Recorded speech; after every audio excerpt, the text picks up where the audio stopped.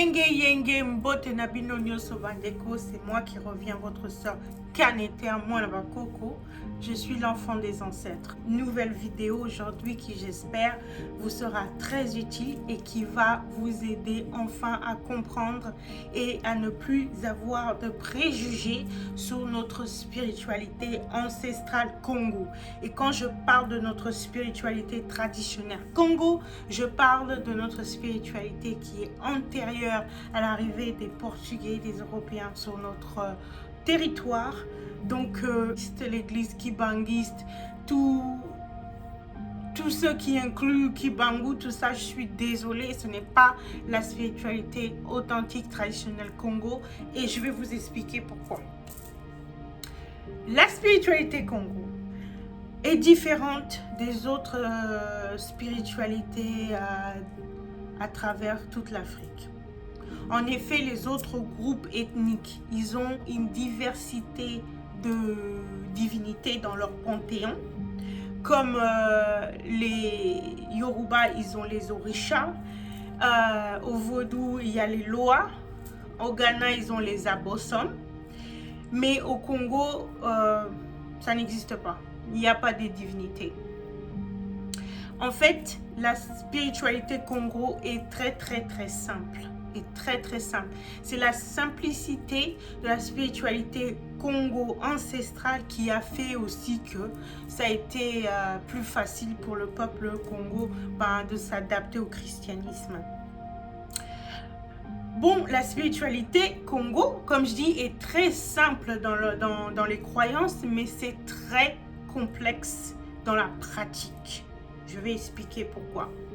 La spiritualité Congo du temps de nos anciens, au sommet, il y avait l'esprit suprême.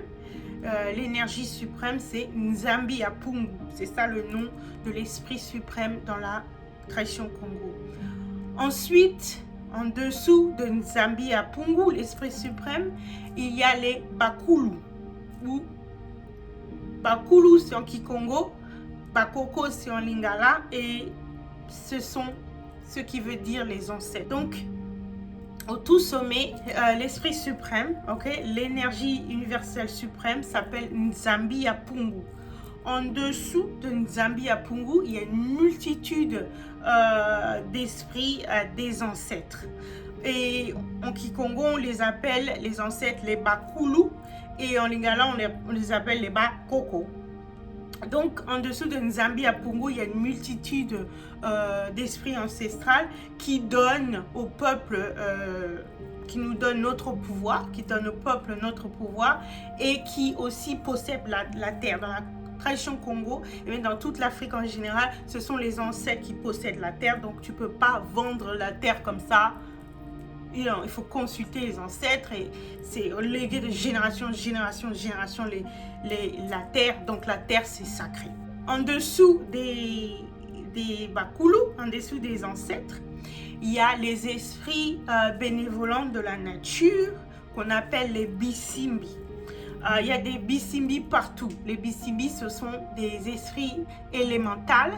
Ce sont des esprits des éléments, les esprits dans la nature. Il y a des Bisimbi, il y a un Bisimbi, un esprit de ta maison, ton appartement. Simbi, c'est au singulier. Bisimbi, c'est au pluriel.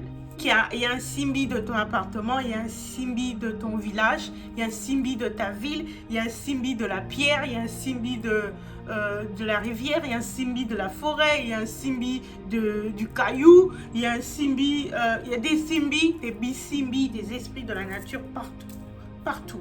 Donc c'est en gros comme ça que se résume la spiritualité Congo. Mais ce qui est complexe dans la spiritualité Congo, c'est que tout le monde peut fabriquer des Nkisi. Kisi, c'est au singulier, Minkisi, c'est au pluriel. Qu'est-ce que c'est un Kisi? Kisi, ce sont des objets qui contiennent des esprits. Les Nkisi, Minkisi, au pluriel, ce sont des objets qui regroupent et qui contiennent des esprits.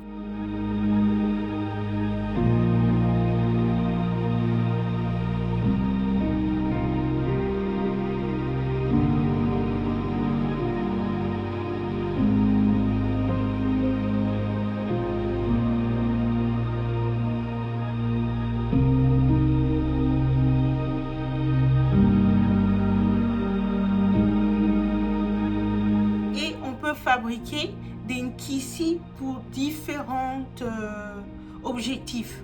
Et on peut invoquer différents esprits pour fabriquer des nkisi pour différents buts et objectifs. On peut fabriquer des nkisi pour gagner la guerre. On peut fabriquer des nkisi pour aider un couple à enfanter. On peut fabriquer des nkisi pour aider la grossesse d'une femme. On peut fabriquer des nkisi évidemment pour guérir les gens. Pour guérir des maladies, guérir d'un virus, de la virole, du cancer et tout ça. Et ce qui est bien, ce qui est intéressant, c'est que dans la spiritualité, dans la tradition Congo du temps ancestral, eh ben, tout le monde peut fabriquer des nkisi. Et il n'y avait pas un qui pouvait faire ça mieux que l'autre. Mais c'est vrai qu'il y avait des gens qui étaient spécialisés à faire des nkisi. C'était les prêtres, les chefs spirituels, des prêtres qu'on appelle des nganga. Et les nganga, eux, ils avaient subi une initiation très sophistiquée, très élaborée. Et c'était même leur destin, ils s'étaient incarnés pour faire ce travail spirituel. C'était des experts à fabriquer des nkisi. Un nkisi, qu'est-ce que ça veut dire? Je rappelle, c'est un objet qui regroupe des esprits, hein, qui rassemble des esprits. C'est aussi ce sont aussi des médicaments, ce sont aussi des talismans ou des amulettes ou des charmes que tu portes. Ce qui est très intéressant aussi dans la spiritualité Congo ancestrale, c'est que c'est une... comme j'ai dit, la majorité des esprits en dessous de l'esprit suprême, en dessous de Nzambi Pungu, ce sont les ancêtres. Et tout le monde, chacun pouvait invoquer ses ancêtres pour se défendre, pour se guérir, pour tout.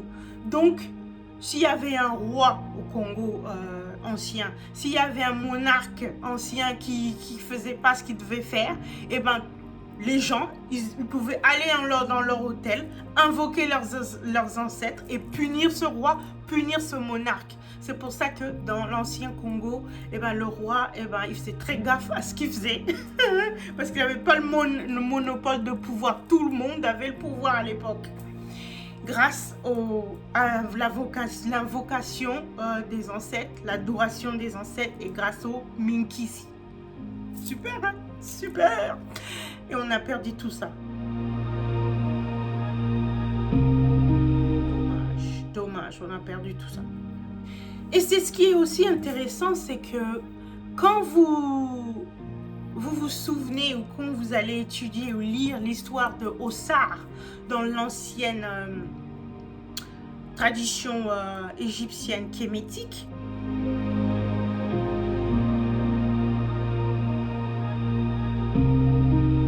vous allez vous rendre compte que c'est comme ça que Hérou, il a pu conquérir Seth. Parce que quand il est allé voir Djéouti, okay, le maître de la sagesse, eh ben, Djéouti, il a invoqué Osar qui à l'époque était mort. Et Osar, il a parlé, de l'au-delà, il était mort, il a parlé à Djéouti au nom de son fils pour résoudre, pour pouvoir combattre Seth.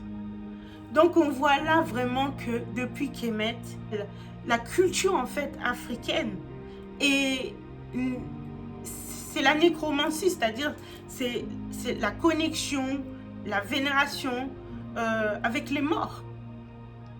Et ça, c'est la même chose, vous voyez, au Congo. Et ça nous vient depuis Kemet, depuis l'Égypte ancienne. Nous avons toujours une culture de nécromancie, une culture de connexion et de adoration et de vénération avec les morts. Et c'est grâce à ce contact que nous pouvons résoudre nos problèmes, que nous pouvons gagner.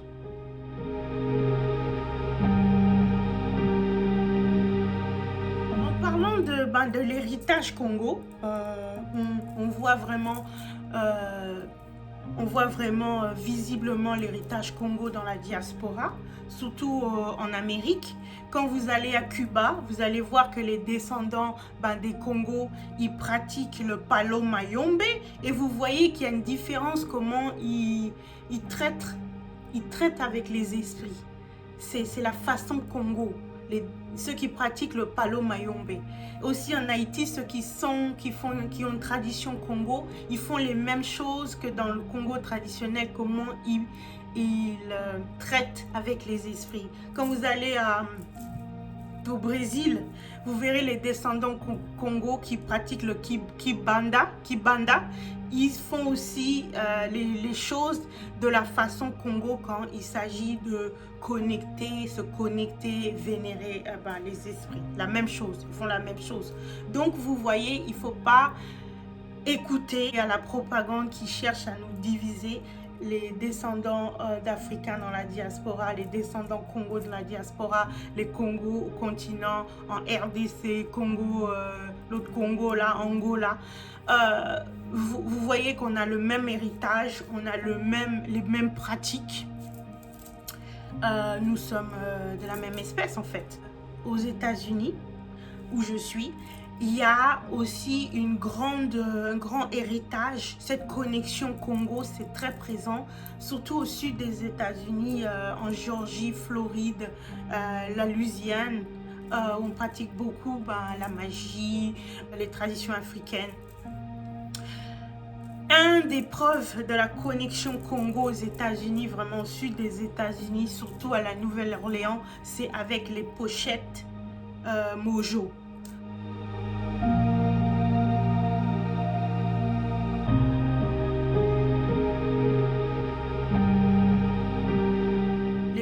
Les pochettes Mojo qu'on appelait aussi et qu'on a avant et qu'on appelle aussi toujours aujourd'hui les gris-gris.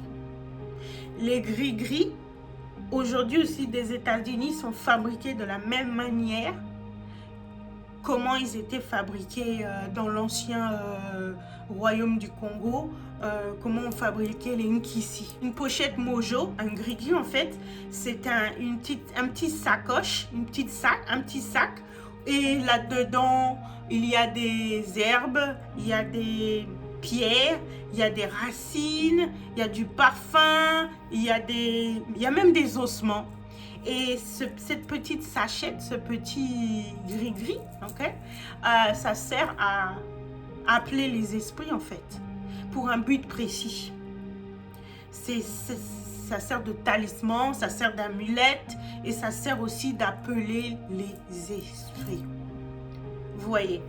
Et ça, c'est vraiment un héritage, c'est une connexion du Congo, du royaume Congo, de la tradition spirituelle Congo. Voilà, ça c'est une première introduction de la spiritualité Congo pour vous montrer comment elle est différente par rapport aux autres spiritualités du reste de l'Afrique et comment elle est unique, elle est vraiment simple dans ses croyances. Il y a Nzambi Pungu, il y a les ancêtres, les Bakulu et il y a les Bisimbi, c'est tout. Mais elle est complexe parce que dans la manière où on fabrique les Nkisi, le Nkisi et les Minkisi, c'est des objets magiques. Ce sont des médicaments, ce sont des talismans, des amulettes et ce sont des choses pour contenir les esprits, pour nous aider dans la vie quotidienne. Donc voilà, vous savez, je partage tout ça avec vous pour que vous n'ayez plus des préjugés. Il y a une propagande sévère de nous détourner de notre voie ancestrale, de notre héritage ancestral qui est dans notre ADN, que nous fouillons notre pouvoir. Nous avons un pouvoir réel avec les Nkisi, les Minkisi, vraiment. Et je vais faire une autre vidéo où je vais vous montrer comment on fabrique un gris-gris, un Nkisi. C'est facile, tout le monde fait ça au sud des États-Unis, à la Nouvelle-Orléans. En tout cas, les pratiquants de la spiritualité ancienne. On fabrique les Nkisi sans problème. Je vais vous montrer comment. Et j'espère que grâce à mes vidéos, grâce à cette connaissance que je vous donne, et allez faire des recherches, d'autres recherches, hein, c'est juste une introduction que je vous donne. Et j'espère que ça va vous aider à honorer vos ancêtres, à embrasser vos ancêtres, à travailler avec vos ancêtres et avec vos dieux et avec la nature. Ok? Et je vous promets que vos esprits, si vous faites ça, je vous promets que vos esprits vont vous parler et vont vous révéler des choses incroyables qui ne peuvent pas s'apprendre, qui ne peuvent pas être appris dans les livres. Tout ce que je vous dis là, je le savais il y a 20 ans. Il y a 20 ans, j'étais une panafricaine. J'étais focalisée que dans la politique. Mais je voulais déjà m'appeler moi Coco.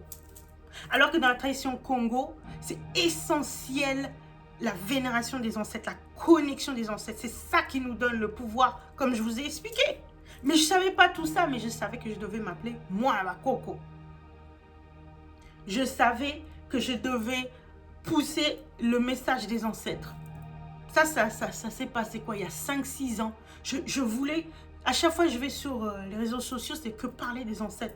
Et je ne savais même pas pourquoi. Et maintenant, les choses me sont révélées. Papa, je sais des choses intuitivement. Ça vient dans ma tête. Pas pourquoi, c'est dans mon ADN, c'est dans mon héritage. Comme les descendants là-bas des Congo au Brésil, Cuba, Haïti. Ils font les choses intuitivement. C'est dans leur héritage. Leur tradition Congo, leur gris-gris, leur nkissi, leur... comment ils jouent le tam-tam, comment leur nom, c'est intuitif, ils ont ça de leur héritage. Donc j'espère que je déclenche en vous votre mémoire ancestrale et que vous allez arrêter de fuir votre propre pouvoir, vos ancêtres, parce qu'ils vous appellent.